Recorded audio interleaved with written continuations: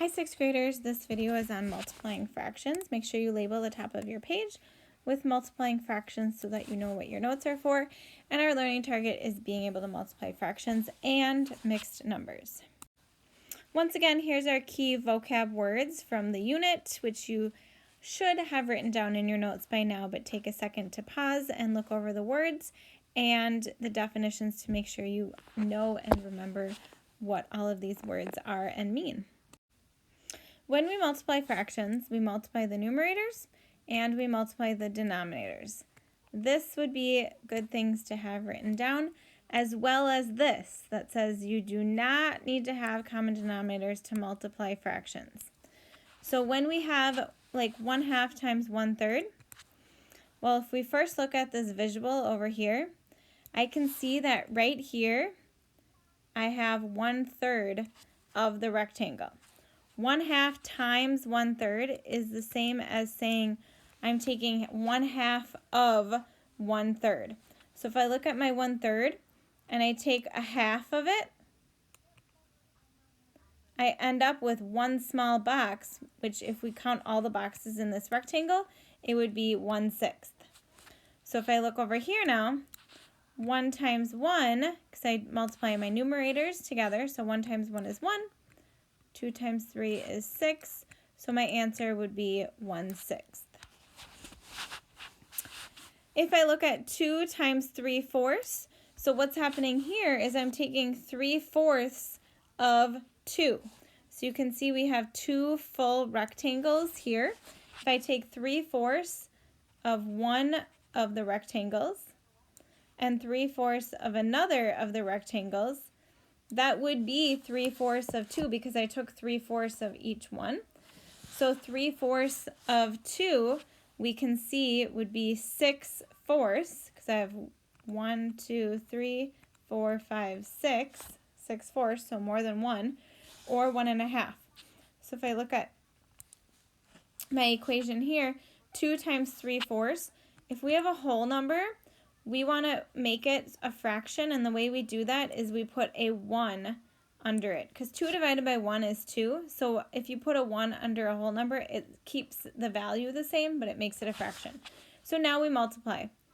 2 times 3 is 6, 1 times 4 is 4, 4 goes into 6 one time with 2 left over, so 1 2/4 would be the same as 1 1/2. You try these fractions being multiplied together and then come back and check. So 3/5 times 1/2, I do my numerators multiplied together and then my denominators multiplied together. So 3 times 1 on the top is 3, 5 times 2 is 10. It's already in simplest form, so it'd be 3/10. Here, 1/3 times 3/4, 1 times 3 is 3.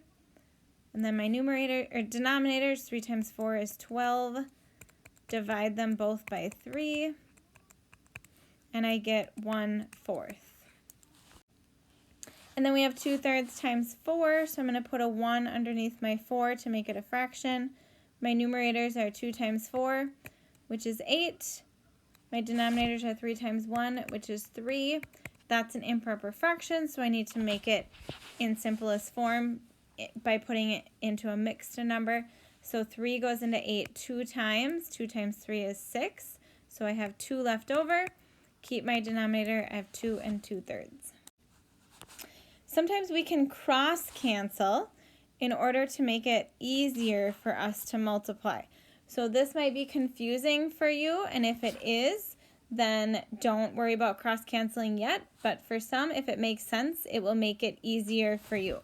So I don't want it to be harder and confusing for you, but for some, it does make it a little bit easier.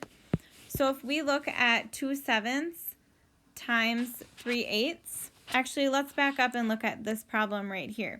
So we can see that there was 11/12 times 26/55, and what cross canceling is if you're looking at the diagonal numbers of each other and seeing if there's a number that they can both be divided by.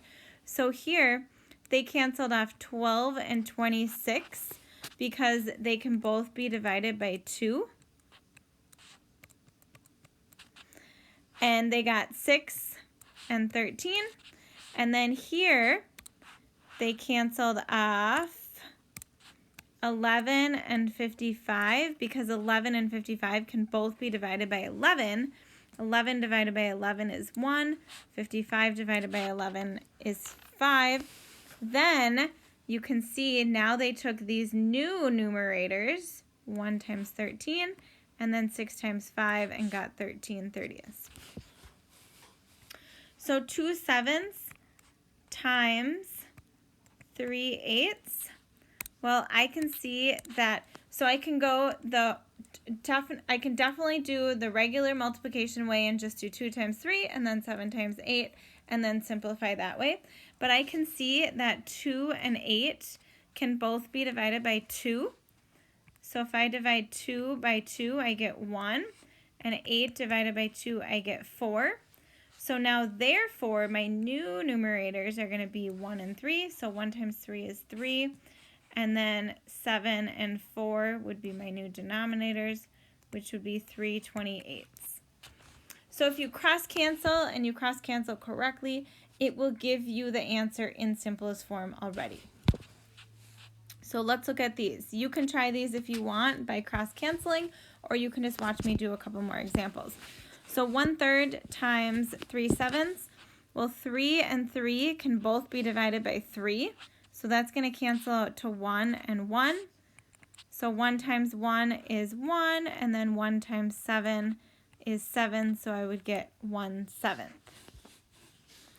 4/9 times 1/8. 4 and 8 can both be divided by 4. So 4 divided by 4 is, 1. 8 divided by 4 is 2. So my new numerators are 1 and 1. So 1 times 1 is 1. And then 9 and 2. So 9 times 2 is 18. So I would get 1/18. And then 5 6 times 3/5. I'm going to do this really quick without cross canceling. So 5 times 3 is 15. 6 times 5 is 30. 15/30 would be 1/2. If I cross cancel, 5 and 5. So 5 and 5 can both be divided by 5, which would leave me with 1 and 1. And then 6 and 3 can both be divided by 3. So 3 divided by 3 is 1. 6 divided by 3 is 2. And then when I multiply my new numerators, 1 times 1 is 1. 2 times 1 is 2. Again, if that is totally confusing for you, then don't use cross-canceling and just use the standard multiplying method that we just used before. When we multiply mixed numbers, the only extra thing that we need to do is we need to change mixed numbers into improper fractions, and then we can multiply. So if we have 1/2 times 4 and 2/5, I need to rewrite this so that my mixed number is an improper fraction. So 5 times 4 is 20, plus 2 would be 22/5. This is when cross-canceling comes in handy because we start to have kind of large numbers. But I'm going to do this without cross-canceling. So 1 times 22 is 22. 2 times 5 is 10. 10 goes into 22 2 times with 2 left over. So 2 and 2/10. And then I need to simplify that, divide them both by 2, and I get 2 and 1/5. Like that. Okay, 1/4 times 8 and 4/9. So it's going to be 1/4 times, so 9 times 8 is 72, plus 4 is 76, and then 4 times, then 76/9. I'm getting ahead of myself. So we can do 1 times 76 is 76, 4 times 9 is 36, so we have an improper fraction. 36 can go into 76 2 times. I know that 35 times 2 is 70, which makes 36 times 2 72. So 36 times 2 is 72, which means I have 4 left over 36. They can both be divided by 4. So it'd be 2 1/9. 5 1/3 times 3. Change this to an improper fraction. 3 times 5 is 15, plus 1 16/3 times 3 over 1. I'm going to cross cancel this one. Otherwise, you could do 16 times 3 over 3 times 1. But I know 3 and 3 can both be divided by 3, which gives me 1. So 16 times 1 is 16. 1 times 1 is 1. 16 over 1 would be simplified then to 16. And then 1 7/8 times 2 2/5. So 8 times 1 is 8 plus 7 is 15/8 times, and then 5 times 2 is 10 plus 2 is 12/5. So let's simplify, or let's cross cancel before we multiply. So 15 and 5 can both be divided by 5, which is 1 and 3. And then 8 and 12 can both be divided by 4. So 8 divided by 4 is 2. 12 divided by 4 is 3. So 3 times 3 is 9.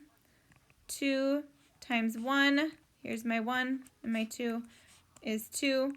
And then 2 goes into 9 4 times with 1 left over. Okay, we have Sophia wishes to make 1/2 of a recipe. If the original recipe calls for 3 3/4 cups of flour, how many cups should she use? So we're going to take 3 3/4 and we're going to multiply it by 1/2. So we need to make this an improper fraction. 4 times 3 is 12 plus 3. So 15/4 times 1/2. 15 times 1 is 15. 4 times 2 is 8. 8 can only go into 15 one time with 7 left over.